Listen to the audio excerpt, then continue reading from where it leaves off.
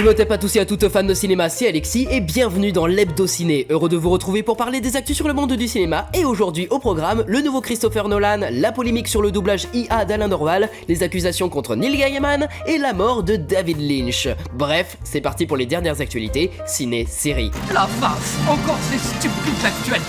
C'est du vol et du plagiat. Accrochez-vous, ça va faire mal. Vous qui souhaitez de l'animation, de ce côté-là, c'est parfaitement réussi.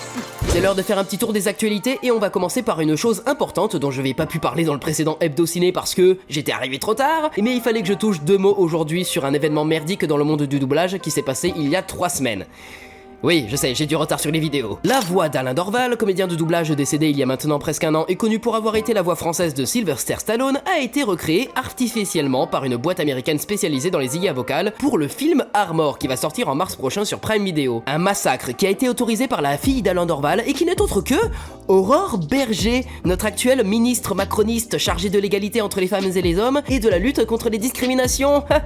Non mais c'est pas possible, putain, le gouvernement de con qu'on a. Non mais sérieux, Pédiavenir ne pourrait pas inventer les 3/4 des trucs absurdes qu'ils font. Déjà, j'ignorais que Aurore Berger était la fille d'Alain Dorval, mais est-elle réellement sa fille? Non, parce que si elle avait réellement été, elle aurait su que son père s'était battu pour son travail de comédien de doublage, pour garder son métier face à l'utilisation de l'IA dans le milieu, hein, hashtag touche pas à ma VF. Et si elle avait été juste, je sais pas moi, une bonne personne en connaissant les prises de position politiques de son père à ce sujet, elle aurait respecté sa mémoire et ne l'aurait pas entaché une fois son père dans la tombe, hein, maintenant qu'il ne peut plus rien dire. Alors effectivement, il y a une polémique, une grosse sauce, et du coup, Aurore Berger, elle a rétropédalé. J'ai donné mon accord pour un essai, uniquement un essai. Un accord ne garantissant strictement que ma mère et moi-même serions en validation finale avant toute utilisation ou publication et que rien ne pourrait se faire sans notre accord. Je découvre sur X que cet engagement n'est pas respecté. Je n'ai jamais validé une telle diffusion et mon père ne l'aurait jamais validé en l'état. Mais ton père n'aurait pas approuvé ne serait-ce que l'idée de donner ton accord pour un essai. Mais j'en peux plus, moi. On n'arrête pas le progrès, on évolue avec son temps et ses technologies. Eh bien moi je dis que, dans ce contexte-là, il faudrait quand même laisser les morts reposer en paix, ainsi que leur voix. Merci.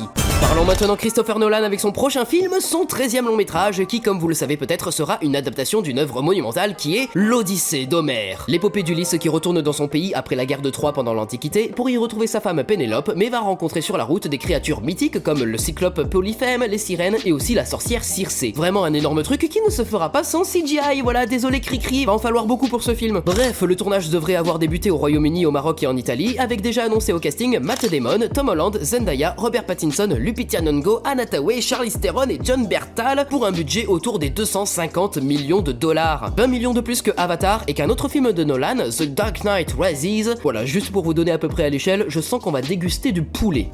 Tom Holland dans l'Odyssée de Nolan, certes, mais on va le retrouver aussi dans l'adaptation d'un best-seller, un thriller nommé The Partner sur un avocat qui s'est volatilisé avec les 90 millions de dollars de ses associés et qui ne vont pas le lui pardonner. Pas encore de date de tournage, de date de sortie ou de réalisateur compte tenu de l'emploi du temps très chargé de l'acteur qui devrait renfiler normalement le costume de l'homme araignée pour le tournage de Spider-Man 4 prévu pour cet été. Allez, maintenant parlons de quelqu'un que j'aime pas, Mel Gibson, qui a déclaré que la suite de son film La Passion du Christ s'intitulera La Résurrection du Christ. Qu'il commence déjà à arrêter ses interviews où il te sort des phrases antisémites, misogynes, où il te fait comprendre que c'est un putain de chrétien conspirationniste et anti-science, et là on pourra parler. D'ailleurs j'ai toujours pas vu son film là avec Mark Wahlberg dans un avion, je pense que je le garderai pour les rattrapages de fin d'année. Encore une grosse info qui me fait ultra flipper, Warner Bros a lancé le développement de nouveaux films Gremlins et de nouveaux films Les Goonies. J'ai ultra peur. Parce que Warner, c'est David Zaslav. Et David Zaslav, ce qui l'intéresse, c'est se faire du blé sans regarder la qualité et annuler des films à ça d'être finis pour payer moins d'impôts. Et le gars nous annonce maintenant vouloir capitaliser sur des films ultra importants pour les générations d'avant, avec leurs pattes nostalgiques des années 80, et forcément ça va tout dénaturer pour faire des suites inutiles où on va ramener les anciens acteurs par nostalgie. En plus moi j'aime bien les films Gremlins, mais je le sens à 2000 km qui vont utiliser des CGI pour les faire, alors que ce qui faisait le charme du premier film, c'est la mise en scène de Joe Dante et le travail du maquilleur Chris Wallace qui a fabriqué avec ses collaborateurs, une centaine de Gremlins, articulés, grandeur nature, en 9 mois, des marionnettes en latex avec des expressions variées, animées à distance par une 60aine de câbles, actionnés hors champ par 12 techniciens. Jamais ces nouveaux films n'égaleront le charme des originaux. Et je te parle même pas des Goonies, parce que à part reprendre le casting original, le film n'aura de lien avec le film original qu'en reprenant le même titre.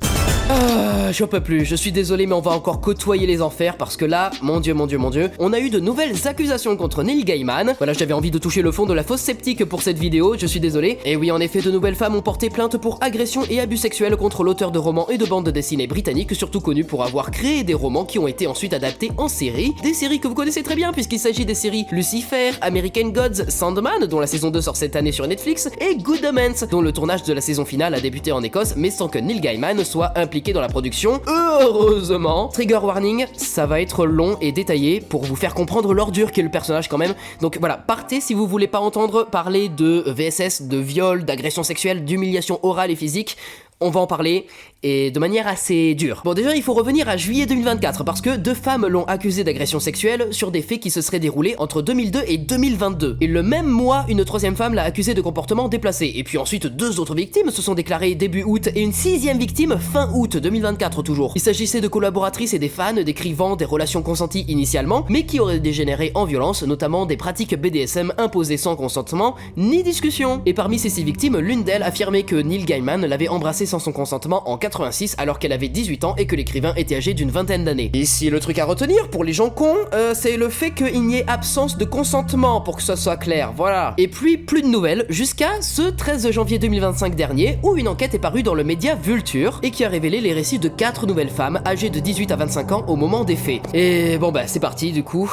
Il va être d'abord question de l'ancienne babysitter du fils de Gaiman qui aurait été violée à plusieurs reprises. Un premier incident se serait produit lorsqu'elle prenait un bain et il l'aurait surpris dans la baignoire avant de s'installer à ses côtés, démarrant une conversation anodine et qui aurait rapidement tourné à l'agression physique, voilà. Il lui aurait imposé des relations sexuelles orales et anales sans son consentement, parfois au point où elle s'évanouissait de douleur. Elle a aussi subi des humiliations comme être forcée à manger ses propres excréments tout en étant appelée esclave par Gaiman et qui se faisait quant à lui appeler maître, à tel point que le fils de Gaiman a commencé aussi à appeler sa nounou esclave. L'horreur du truc. Et Gaiman aurait également eu des relations sexuelles avec elle tout en parlant à son fils pendant qu'il jouait avec son iPad. Mais le fou furieux. La 2e victime, elle était une fan lors d'une rencontre de tournée promotionnelle en 2012 où elle raconte qu'après avoir échangé avec elle de manière cordiale, Gaiman se serait soudainement imposé physiquement en tentant de l'embrasser de force. La 3e victime aurait entretenu une relation prolongée avec lui à partir de 2003 et rapporte des violences physiques fréquentes incluant des coups et évoque un épisode particulièrement marquant où elle avait refusé un rapport sexuel en raison d'une infection urinaire douloureuse et Gaiman aurait ignoré son refus et lui aurait imposé un rapport non consenti. Et pour la 4e victime, elle subissait des pratiques BDSM souvent effrayantes et douloureuses où elle ne pouvait pas refuser ses demandes. Et j'ai aussi lu le témoignage d'une victime, peut-être l'une d'entre elles, qui vivait avec ses 3 filles dans une maison appartenant à Gaiman et qui aurait eu peur qu'il la mette dehors si elle ne continuait pas à avoir des relations sexuelles avec lui.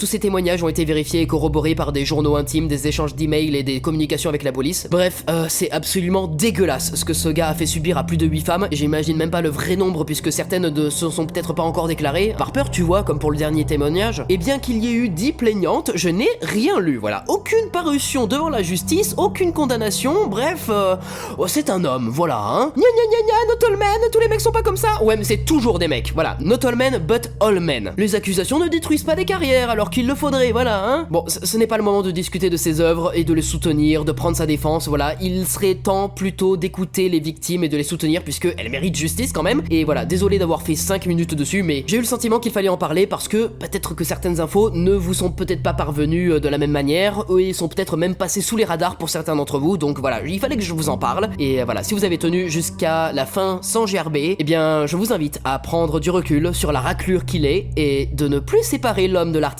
Voilà, bisous!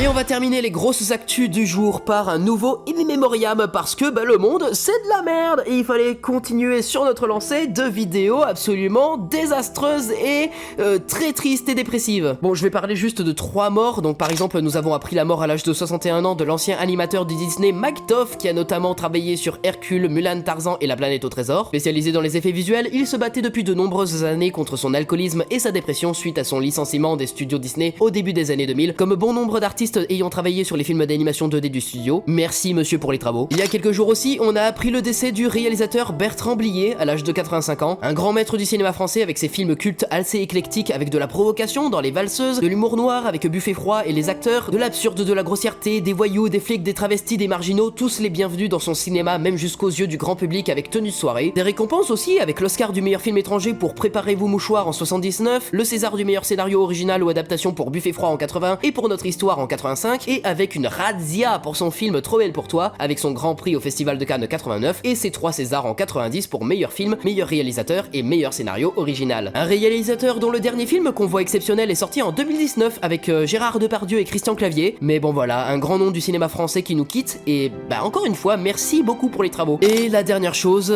effectivement je pense que ça vous aura pas échappé, nous avons aussi perdu le fantastique réalisateur David Lynch à l'âge de 78 ans, un énorme choc pour toute la sphère cinéphile qui a grandi avec ses films, Eraserhead, Elephant Man, Dune, Blue Velvet, Lost Highway, Mulholland Drive ou encore Inland Empire et la série Twin Peaks, un réalisateur aux films cultes et tous acclamés qui souffrait depuis quelques mois d'un emphysème pulmonaire à cause de ses nombreuses années de tabagisme, et même s'il ne pouvait plus marcher que sur une courte distance avant de manquer d'oxygène, il a toujours souhaité se consacrer à sa passion, jusqu'à ce qu'arrive janvier 2025 et les terribles incendies qui ont ravagé Los Angeles. Il a été contraint d'évacuer son domicile et son emphysème s'est aggravé et il a fini par mourir le 15 janvier dernier chez sa fille où il a été réfugié. Sa dernière apparition dans un film fut donc en tant que John Ford dans la séquence finale de The Fabelmans de Steven Spielberg et qui résonne encore en moi très fortement. Je n'ai jamais vu les films de David Lynch, mais voilà, serait-il peut-être le moment de rattraper la filmographie de ce grand homme que nous venons de perdre? J'aime pas du tout, voilà, on est en train de rentrer dans une ère où les plus grands réals avec qui on a grandi, on a vécu vont disparaître et ça va être